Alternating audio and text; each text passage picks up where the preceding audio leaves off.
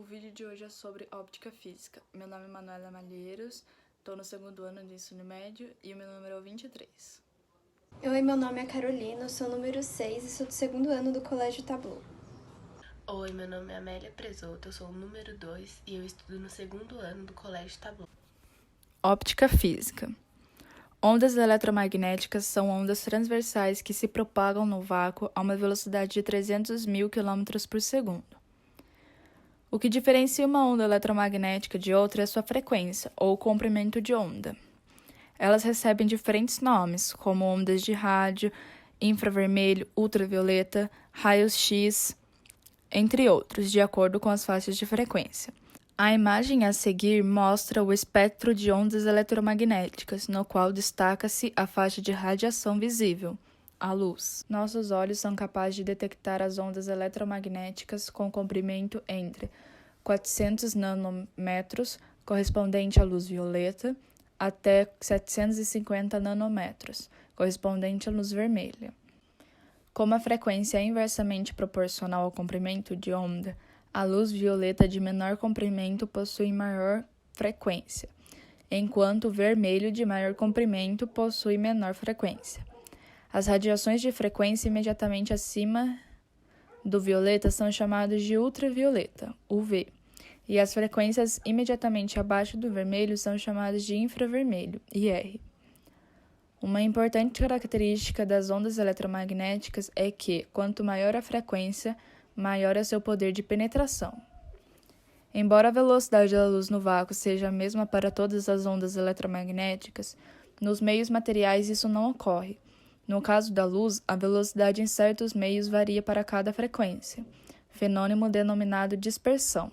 Combinando o fenômeno de dispersão com refração, é possível decompor a luz solar branca em suas diversas cores. Para isso, basta incidirmos a partir do ar um feixe de luz solar branca sobre a face de um prisma de vidro. Ao penetrar no vidro, cada cor reduzirá sua velocidade de forma diferente, sofrendo, portanto, desvios diferentes. Quanto maior a variação da velocidade, maior o desvio. Como no vidro a velocidade será menor, quanto maior for a frequência, a luz violeta sofrerá um maior desvio e a vermelha menor. Quando a luz sai do vidro, novamente a luz violeta sofre um maior desvio, em consequência da maior variação de velocidade. Uma das maneiras de observarmos a composição da luz é por meio de um experimento denominado disco de Newton, que consiste em um disco no qual são pintadas as cores que compõem a luz solar branca. Quando o disco é colocado para girar rapidamente, temos a sensação de que as cores se misturam, formando a cor branca. Reflexão, refração e absorção. Cores dos corpos. Ao fazer incidir luz solar branca sobre um corpo, 3 fenômenos podem ocorrer em conjunto. Na reflexão, parte da energia luminosa pode voltar. Parte pode atravessá-lo, sendo chamado de refração. E parte pode ser transformada em outras formas de energia. Chamamos essa de absorção. A inversão de fase da luz pode ocorrer somente na reflexão, seja em um espelho ou ao passar para um meio mais refringente. No caso de corpos opacos, em que não há refração e ocorre reflexão difusa, a parcela de energia refletida é a responsável por conseguirmos enxergar o objeto. Nesse caso, os diferentes comprimentos da onda refletidos irão definir a cor que percebemos. No caso de corpos brancos, praticamente todas as faixas de frequência luminosa são refletidas da mesma forma, enquanto em um corpo negro, praticamente todas as faixas são absorvidas.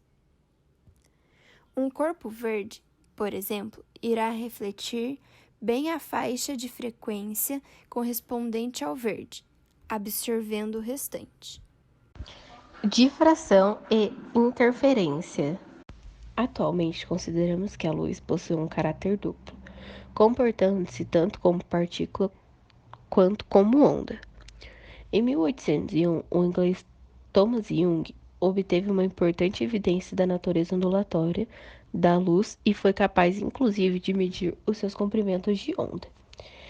Young construiu seu experimento utilizando a luz solar que passava através de duas fendas estreitas, F1 e F2, próximas uma da outra, feitas em um anteparo opaco, como podemos ver na figura a seguir. Sua ideia era que, caso a luz fosse formada por partículas, elas deveriam atravessar as fendas sem se desviar, formando sobre uma tela branca duas faixas iluminadas exatamente na direção das fendas. No entanto, a observação de Young não foi essa, mas sim que várias faixas se formaram no anteparo, sendo a mais intensa exatamente no seu centro, com as seguintes diminuindo gradativamente de intensidade. A explicação para esse comportamento foi que a luz, ao passar pelas fendas finas, sofre difração, fazendo com que elas se comportem como duas fontes pontiformes de luz. A luz proveniente das fendas é coerente, ou seja, possui mesma frequência, pois é originária da mesma fonte, ou seja, a luz solar. Em razão disso, podemos observar na tela o fenômeno da interferência de ondas de forma bastante regular, com faixas claras, que seria a interferência construtiva, e escuras, que seria a interferência destrutiva, bastante nítidas.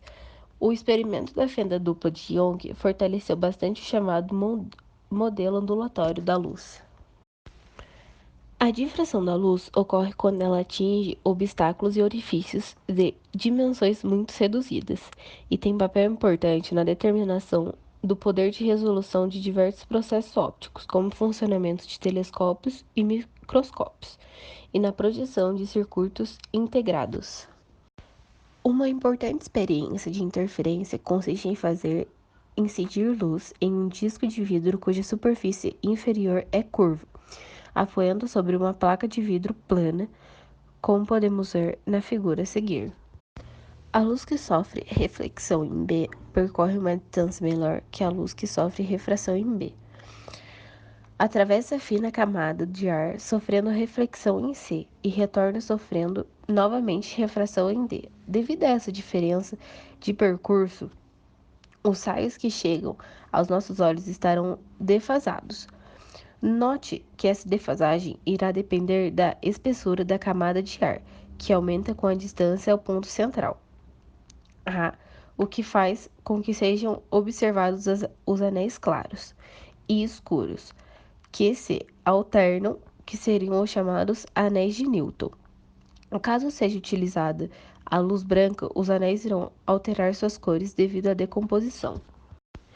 Uma importante aplicação prática da interferência são os filmes antirreflexivos, usados em lentes de instrumentos ópticos, em telas de TV e de computadores, para-brisas de automóveis e na cobertura de quadros e pôsteres. Uma fina película é colocada ao vidro, de modo que os raios que sofram reflexão ao penetrarem na película interfiram destrutivamente com aqueles que sofrem reflexão ao passar da película para o vidro, indicados na figura com os números 1 e 2. Isso torna possível enxergarmos através do vidro sem que as imagens, devido à reflexão, nos atrapalhem. Polarização. A polarização é um fenômeno exclusivo de ondas transversais, como a luz, por exemplo. Uma vibração transversal, sendo ortogonal à direção de propagação, pode ocorrer em infinitas direções. Define-se plano de vibração aquele determinado pela direção de vibração e pela direção de propagação. Chamamos de plano de polarização o plano perpendicular ao plano de vibração.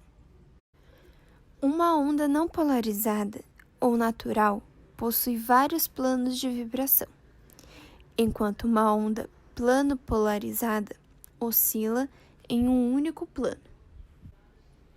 Certos materiais, como os cristais de calcita e lentes especiais polaroides, são chamados de polarizadores, pois possuem a propriedade de polarizar a luz, ou seja, ao atravessá-los, a luz torna-se plano polarizada. Esses mesmos materiais podem ser empregados para impedir a passagem de luz polarizada. Polarizadores são os sistemas que polarizam as ondas naturais.